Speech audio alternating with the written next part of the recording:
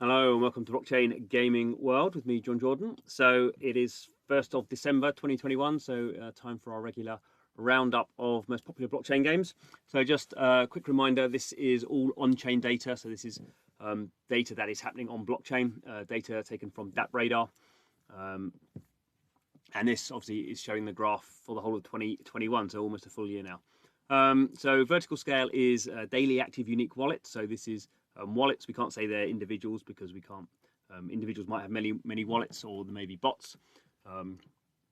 And the uniqueness is just on a daily basis. So if you log in twice on a day, you just count as one. There has been an interesting sort of trend here with crypto mines, and I'm going to actually do another video on. But just to give a broad overview here. So we have Alien Worlds, still sort of fairly. I mean, there is volatility there. We have some of these spikes. But it's sort of regularly around sort of 250,000 daily active unique wallets, give or take between 200,000 and 300,000. So, sort of firmly in second place there, as it has been really since September. And they've added some extra sort of features and stuff. But this is, it's not really changed the sort of rough sort of daily activity on there.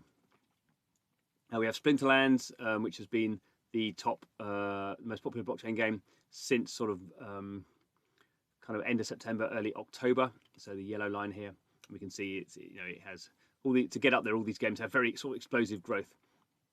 We can see a few games with very sort of similar growth characteristics. Splinter Lands is always interesting because it also has these sort of every 2 weeks it has these sort of spikes, and these are to do with the in-game tournament structure. So basically every 2 weeks there's a tournament, and depending on where you place in that tournament, your rankings on the leaderboard, you get more sort of rewards. So this has always been the case. It's difficult to see on this scale now, but this has always been the case that Splinter Lands always had these sort of weird spikes every 2 weeks. And it's interesting to see that even now it's up to over 400,000 daily active unique wallets on some days. We're having still every 2 weeks we get these big spikes. I mean, it's not to say that this wouldn't be from bots, because if you were running a bot farm, you'd still want to sort of maximize your leaderboard position. So I'm not saying it's people, but clearly this is a sort of feature of the game that we expect to see. So no surprise there. And these are now going from 300,000 up to 400 and whatever 20-30,000. So these spikes are now sort of kind of fairly large. Although we'd also say if you kind of strip these out, there seems to be some sort of kind of falling off here. But roughly what we've seen in the last couple of months: Splinter Lands number 1, and Alien Worlds number 2. Alien Worlds running on Wax, Splinter Lands running on the Hive blockchain. So the big change in November has been the continued rise, I suppose, of crypto mines. So this is a sort of an NFT token mining game. If you want to call it a game, I guess it fits more under what we call GameFi now. So it's not a term I like. So we have DeFi, decentralized finance, and then GameFi, game finance. So these games tend to be very light on the game, very heavy on the finance. And basically what tends to happen is you buy NFTs, you do something in a game, not very much, and then you sort of mine out some sort of underlying token. And this is what's happening in crypto mines. So they have a token called Eternal. Again, I would say we've seen this in the past with Crypto Blades, which are actually taken out now. So Crypto Blades sort of blew up and was the biggest game, and then sort of collapsed down again. I don't put it in now for sort of clarity reasons. Maybe when I do the roundup of the year, I'll put it back in.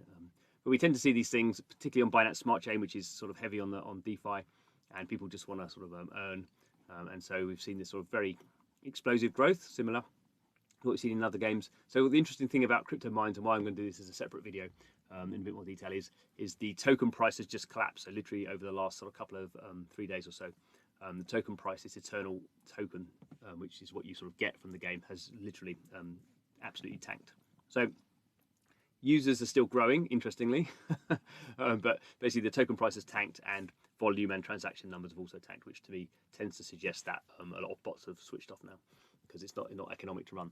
So we'll see what goes on here. I would be very surprised if this doesn't go down like this very quickly in the December roundup. But who knows? Could be wrong there. I think Crypto Mines is a sort of a better game from that point of view. Visually, it's a better game than Crypto Blades, but I don't think there's actually that much difference between the functionality of them. So that's what's going on there. We'll see.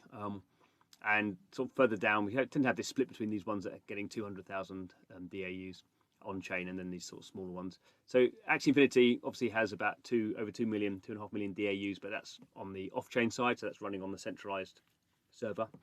So we can't get data for that. This is what's running on their Ronin blockchain sidechain. So we can see here still sort of growth, but this is people who are breeding Axies, who are buying and trading Axies, who are now this sort of uplift here has come from the Katana DEX product has gone live on Ronin, and that is a DeFi product where you can stake liquidity pool tokens and earn reward, and you can also stake the AXS token and gain a reward. So this sort of uplift we've seen here to take us over 100,000 wallets is basically the uplift from the DeFi side of things. We also have so Farmers World here. I mean, the one I sort of looked at, it's still sort of has these sort of weird volatile sort of collapses. It is again it's running on the Wax blockchain, but it is sort of again one of these games where you have to buy NFTs and then you're sort of mining out tokens, and it's a bit more complicated because it's like it is a sort of farming type game where you have 3 different sort of material tokens that you're sort of mining out, and yeah, I mean it's a bit more game than some of these GameFi games. I'm still yet to be convinced on that one, but that's still still increasing, but obviously doesn't have this enormous explosive growth, partly because I think because there's not an underlying token that all the activity gets sort of focused on. And then we also have Upland still. So Upland, the mobile sort of Monopoly style game, sort of steadily sort of heading towards 50,000 daily active unique wallets.